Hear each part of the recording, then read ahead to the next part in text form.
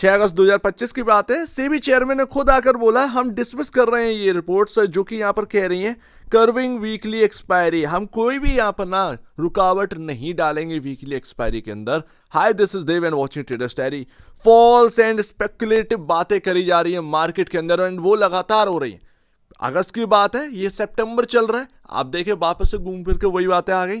कल यहाँ पर ना हमारे सामने लाइव सेबी चेयरमैन आए एंड यहाँ पर कोई भी एक शब्द भी नहीं उन्होंने बोला है। इसका इम्पैक्ट बीएसई के ऊपर काफी खराब पड़ता है। अब जो लोग भाई पुट वगैरह लिए हैं या फिर शॉर्ट करे हुए हैं एफएनडो के अंदर, आप देखेंगे कि वो कुछ ना कुछ आपके सामने ऐसा बोलते ही रहेंगे कि अरे अभी तो कंसल्टेशन पेपर जब आएगा तब की तब बात है। बट एक्चुअल में ये 2 से 3 बार हो चुका है एंड उसकी वजह से गिरावट काफी ज्यादा आ चुकी है स्टॉक के अंदर। इससे चार्ट बिगड़ता एंड कॉन्फिडेंस भी। आप देखेंगे ये आपके सामने जो रेड कैंडल है ये 5 अगस्त की है जब ये बात स्टार्ट हुई। 6 अगस्त को सेबी का बयान आया, उस दिन भी ये 5% से ज्यादा नीचे था। 6 अगस्त को यहाँ पर ना स्टेटमेंट आता है एंड उसके बाद फुल डे रिकवरी आपको देखने मिलती है। बट एक्चुअल बेसिस पर चार्ट इतना खराब हो चुका था कि आप देखेंगे ये स्टॉक 2600 का प्राइस निकाल ही नहीं पा रहा था, जो कि काफी इंपॉर्टेंट था। इन्वेस्टर कॉन्फिडेंस जो है वो खराब हो गया था बीएसई के अंदर एंड अभी भी अगर आप देखें इन्वेस्टर का कॉन्फिडेंस जो है वो खराब किया जा रहा है। अभी भी कुछ पता नहीं है कि होगा या नहीं होगा। सेबी ऑलरेडी बोल चुका है काफी कॉम्प्लेक्स चीज है ये, हम एकदम से कुछ ऐसा नहीं कर सकते कि फोर्टनाइट और यहाँ पर ना वीकली एक्सपायरी खत्म कर दो, मंथली एक्सपायरी में शिफ्ट कर दो। अब ये बोला जा रहा है कि नेक्स्ट हफ्ते यानी कि इसी हफ्ते हमारे सामने कंसल्टेशन पेपर आता हुआ देखने को मिल सकता है। बट जेफरीज ने यहाँ पर ना सिनेरियोस 4 बनाए हैं, उनको आप समझिए। हालांकि 2-3 दिन हो चुके हैं बट हम डिस्कस नहीं कर रहे थे डिटेल में।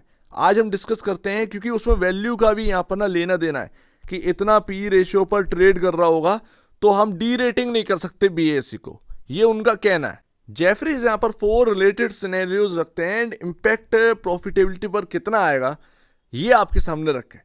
बीएसई का शेयर 38 टाइम फाइनेंशियल ईयर 27 पर ट्रेड कर रहा होगा, यहाँ पर आप देखिएगा पी रेशियो पर।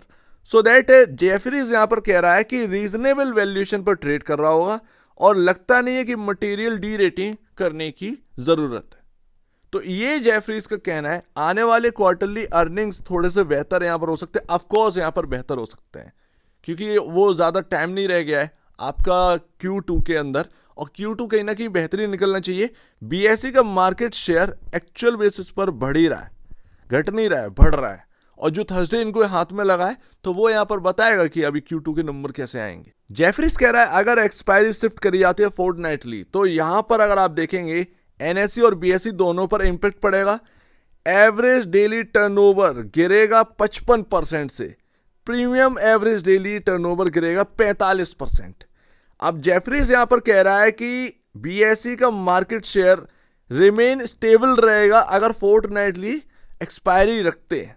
ध्यान रखिएगा फोर्टनाइटली एक्सपायरी रखते हैं तो ये बीएसई का मार्केट शेयर 29% स्टेबल रहने वाला है। इस बात को नोट करिए, इस बात को नोट करिए। मान लीजिए कंसल्टेशन पेपर आए, कम से कम आपको पता तो रहेगा कि अगर फोर्टनाइटली हुआ तो यहाँ पर बीएसई के ऊपर क्या इंपैक्ट पड़ेगा। आपको पता नहीं है तो आप पता चला कि यहाँ पर ना पैनिक में आ जाएंगे, तो ये ध्यान रखिए। अभी अगर आप देखेंगे ऑप्शन रेवेन्यू FY27 ये नेक्स्ट ईयर की बात करें 38% से गिर जाएगा और यहाँ पर 22% का फॉल कंसोलिडेटेड रेवेन्यू एंड 21% का फॉल नेट प्रॉफिट में हमें देखने को मिलेगा।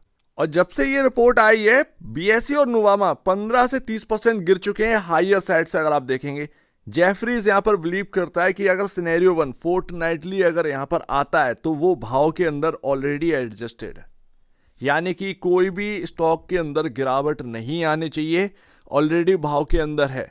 15 से 30% गिर चुका है ऑलरेडी।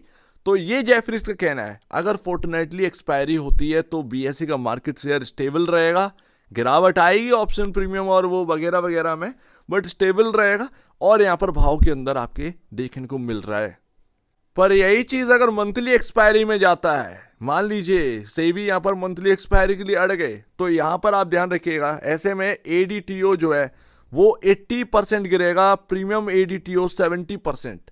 इसके बाद आप आ जाओ बीएसई का यहाँ पर ना market share likely to remain stable in a such scenario, it's option revenue could fall by 67% FY27 के अंदर, और यहाँ पर रेवेन्यू 39% और प्रॉफिटेबिलिटी 41% हिट करेगी। ऐसे में ध्यान रखिएगा, अगर ये आपका मंथली एक्सपायरी होता है तो ये स्टॉक बुरी तरीके से प्रभावित हो सकता है, इम्पैक्ट काफ़ी खराब होगा एंड वो नेगेटिव इम्पैक्ट ही रहेगा, क्योंकि ऐसे में ज़्यादा यहाँ पर आप देखेंगे कि आपका जो फाइनेंशियल है वो इम्पैक्ट कर रहे होंगे, दोनों ही एनएसई और बीएसई दोनों को। सिंपल सी बात है, बट कहीं ना कहीं ये कॉम्प्लेक्स सिनेरियो यहाँ पर ना आपके सामने रखे हुए हैं, और कॉम्प्लेक्स बात है यहाँ पर सेबी इस तरीके से अंधाधुंध चीज़ें नहीं करेगा। कहीं ना कहीं जहाँ तक है वो सेव करने की कोशिश करेंगे एक्सपायरी को। जैसे कि बढ़बड़ाकर ऑप्शन प्रीमियम गिर जाते हैं तो इनको यहाँ पर ना स्टेबल रखने के लिए कुछ ना कुछ कदम उठाए जाएंगे। ये पहले भी निकल कर आया था। जहाँ तक है इस मार्केट के अंदर ऑप्शंस को थोड़ा सा बेहतर करने की कोशिश यहाँ पर करेगी सेबी, ना कि यहाँ पर वीकली एक्सपायरी को एंड करने की, क्योंकि इससे ना हम बहुत टाइम अगर आप देख लेंगे बहुत पीछे चले आएंगे। यूएस मार्केट के अंदर ना आपका जो स्टॉक्स हैं, स्टॉक्स बता रहा हूँ एफ&ओ वाले नहीं, उनमें कोई लिमिट नहीं है, वो कितना भी चल सकते हैं कितना भी गिर सकते हैं। अब बहुत अच्छी न्यूज़ आई तो 50% तक यहाँ पर ना स्टॉक चल सकते हैं। वो 20 रुपए वाला स्टॉक की बात कर रहा हूँ, अपने यहाँ 20 रुपए वाला स्टॉक है, वो 50% चल सकता है, 10 रुपए चल सकता है एक ही दिन में, वो सर्किट लिमिट नहीं है, वहाँ पर गिर भी सकता है बहुत बुरी खबर पर। तो ये आप ध्यान रखिएगा। ये ना आप देखेंगे वो मार्केट्स बिल्कुल डिफरेंट है, और वहाँ पर भी एक्सपायरीज हैं, ऐसा नहीं है वहाँ एक्सपायरीज नहीं है, तो एक्सपायरीज हैं। खैर क्या ही कर सकते हैं, देखते हैं। मार्केट कैप 89,397 करोड़ का रह चुका है, एंड यहाँ पर ना आप ध्यान रखिएगा ये अब एक रीजनेबल यहाँ पर जगह पर आ चुका है बीएसई।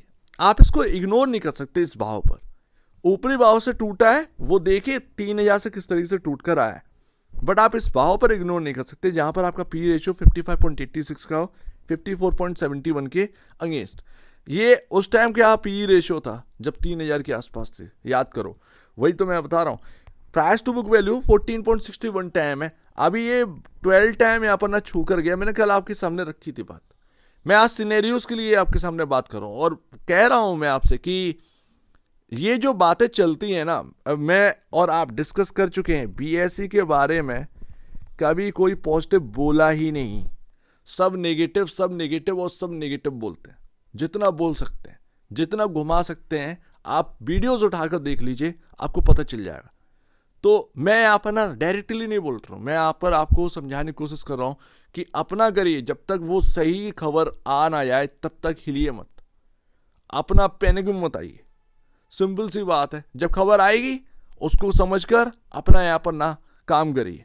लॉसेस में अभी भी हो, स्टॉक गिर चुका है, लॉसेस में तब भी लॉसेस में होएंगे, तो वो बात ना आप समझिए।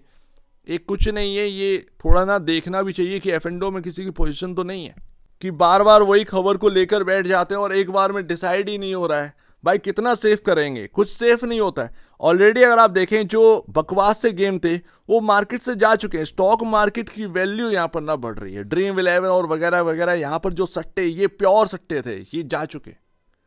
ये प्योर सट्टा नहीं है, ये मैथ से चलता है, ये मार्केट गणित से चलता है यार, ये गणित से चलता है। आपका कैलकुलेशन आपका मैटर करता है, आपका माइंड मैटर करता है। वो ड्रीम 11 और वगैरह वगैरह वहां पर आपका माइंड नहीं, वहां पर पैसे लगा दिए बस, ठीक है, जो जीतेगा वो जीत जाएगा।